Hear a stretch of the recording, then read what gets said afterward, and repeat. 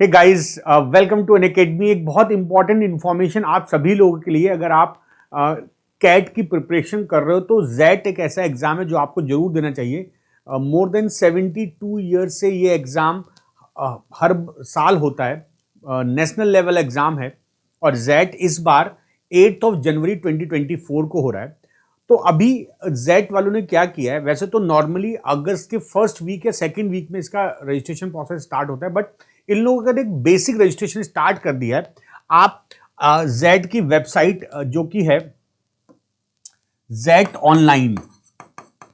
jetonline.in पर जाके you can register for you. देखो इस तरह का एक इंटरफेस दिखेगा। यहां पर रजिस्ट्रेशन 2024 में अपना नेम और ईमेल आईडी, फोन नंबर और एक पासवर्ड से बना लोगे तो आप यू विल बी रजिस्टर्ड। फिर आपको एक डैशबोर्ड मिलेगा इनका।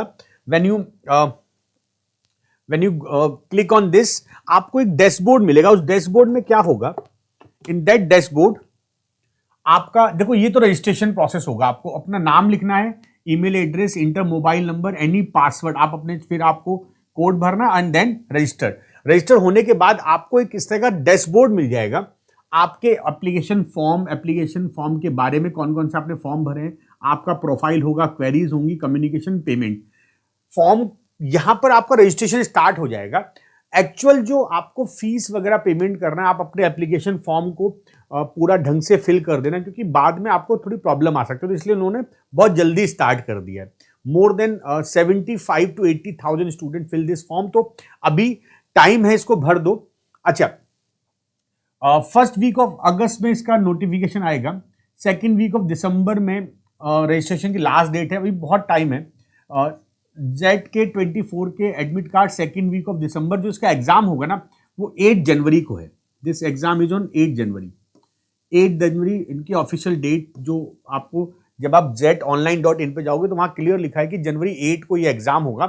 तो वी हैव ऑलमोस्ट 6 मंथ। आज की मैं वीडियो बताऊं कि आपको अभी क्या करना चाहिए। फॉर्म तो फिल कर दोगे आप लोग, नोटिफिकेशन आ गया है, रजिस्ट्रेशन प्रोसेस स्टार्ट हो गया, नोटिफिकेशन अभी नहीं आया है, ठीक है। पेपर समझ लो क्या क्या होता है। इस पेपर में थोड़ी सी आपको एक चीज समझनी है। एक पार्ट है जो सबसे अलग है इसमें, डिसीजन मेकिंग, ठीक है। जेड में डिसीजन मेकिंग 21 क्वेश्चंस होंगे। Z verbal and logical ability 26 question. Z quant 28 question. In questions को सॉल्व करने के लिए यू विल गेट 175 मिनट। अच्छा, फिर एक मॉक कीबोर्ड टेस्टिंग भी होगी आपकी, जो कि 5 मिनट्स के लिए होगा। और उसके बाद ये इनिशियल लेवल पे होता है कि आपका सब कुछ वर्क कर रहा है, सब कुछ सही चल रहा है। फिर जेड जीके होगा 25 और फिर जेड ऐसे writing attempt 1 of the 3 option. Z के जीके में आपको ध्यान रखना है, जेड का जो स्कोर होता है ना, मोर देन 1000 कॉलेजेस इस स्कोर को एक्सेप्ट करते हैं। उसमें से कुछ, अगर आप एक्सेलराई के मेन कैंपस बीएम में जाते हो, then they will evaluate your GK section.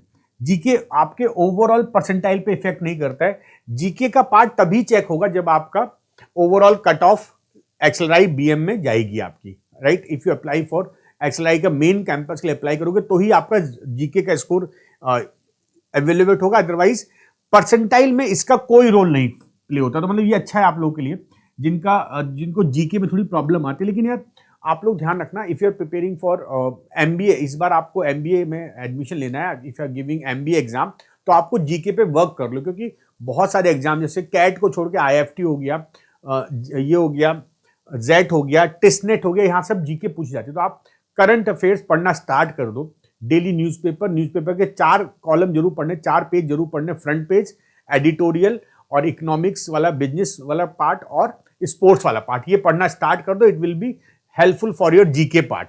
अब हम बात करते हैं ये पेपर में क्या क्या होगा। देखो, हर क्वेश्चन में 1 मार्क्स होगा, 0.25 marks for negative question.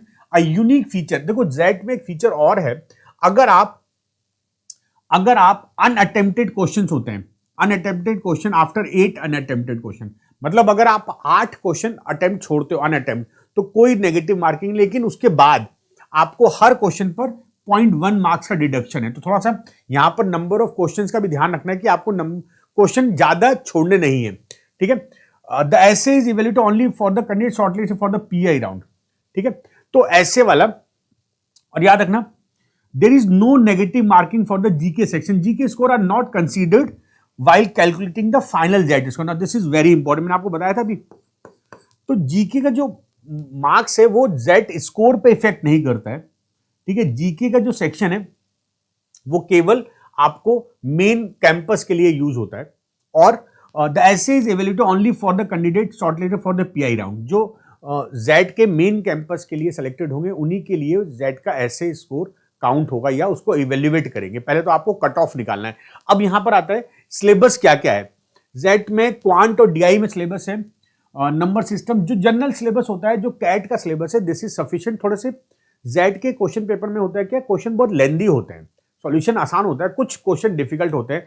Her paper में कुछ 2-3 क्वेश्चन डिफिकल्ट आते ही आते हैं।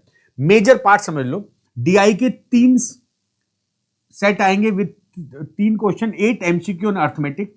देखो अर्थमेटिक का पोर्शन हर पार्ट, हर क्वांट के, चाहे वो कैट हो, आईएफटी हो, अदर एग्जाम, सब में बहुत ज्यादा होता है। 4 question number system, 4 MCQ from algebra, 3 geometry based questions, 1 on probability, 1 on trigonometry, 1 on investment and 2 on data sufficiency, 2 MCQ on investment. Investment जैसे कि आपको शेयर पे बेस्ड क्वेश्चन हो गए, एसआईसीआई बेस्ड क्वेश्चन हो गए, इंस्टॉलमेंट हो गए, तो ये सब चीजें आपको तैयार रखनी है। देखो अगर आप 8 एमसीक्यू ये कर लेते हो, डीआई सेट कर लेते हो, 4 question from numbers, then it will be very very easy, ठीक है। एग्जाम इजी है आप लोगों के लिए अगर आप प्रैक्टिस करके जाते हो, और आई थिंक कैट की preparation will always help in XAT exam. Now decision making, देखो decision making, business decisions, analytical reasoning, ethical dilemma, situational condition, grouping test, data arrangement test and decision making in situations. अब 6 set आते हैं, 3 MCQ base वाले और 2 set आते हैं with 2 MCQ, तो बहुत बढ़िया पेपर होगा। ये सबसे अलग पार्ट होता है। 22 क्वेश्चंस आते हैं, एथिकल डिलेमा में भी बहुत अच्छे क्वेश्चंस हैं। अब इसका सोर्स क्या होगा, याद रखना, जेड डीएम का there is no such good source. सबसे अच्छा सोर्स है प्रीवियस ईयर जेड के पेपर्स, लास्ट 5 to 10 ईयर्स के पेपर सॉल्व करो, उसमें मल्टीपल टाइम आपको सॉल्व करना है और देखना है कि जो आपकी थिंकिंग है, बायस थिंकिंग नहीं करनी है, ठीक है, अनबायस्ड होकर क्वेश्चन सॉल्व करना है, क्योंकि depending upon the given situation आपके आंसर डिफरेंट हो सकते हैं, राइट। बेस्ट आंसर मार्क करने को सीखना है आपको कैसे करना, और बहुत सारी हमारी अनअकैडमी में वीडियोस हैं, कई सारे एजुकेटर ने पढ़ाया हुआ है, आप you can watch the previous video as well. तो ये बहुत इंपॉर्टेंट यूनिक पार्ट है, केवल इसी एग्जाम में आता है डिसीजन मेकिंग, और बिजनेस पर बेस ज्यादा होता है, ठीक है, ज्यादा बेस होता है बिजनेस डिसीजंस पर। वर्बल लॉजिकल का सेम सिलेबस है जो आपने कैट में पढ़ते हो। 4 आरसीज होती हैं विद 3 एमसीक्यू, मतलब 12 क्वेश्चन आरसी पर, 1 poem with 2 MCQ, 1 para completion, 1 fill in the blanks, 3 grammar based MCQ and 7 critical reasoning MCQ.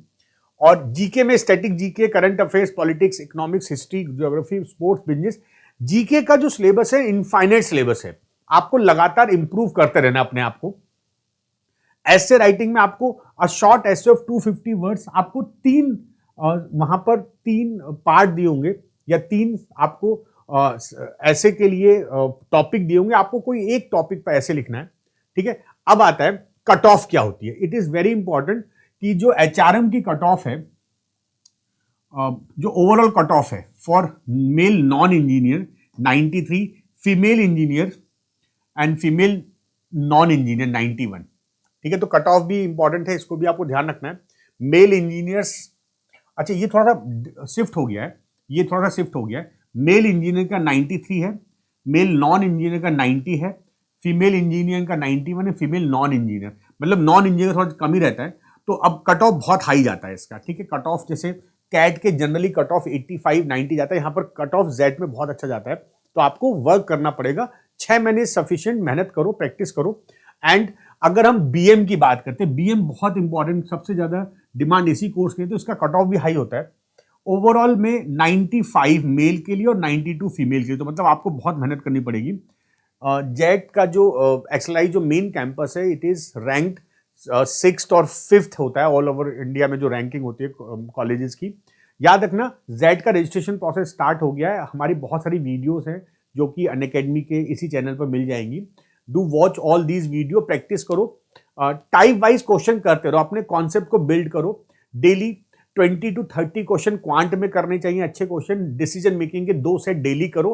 Previous year question is the best source.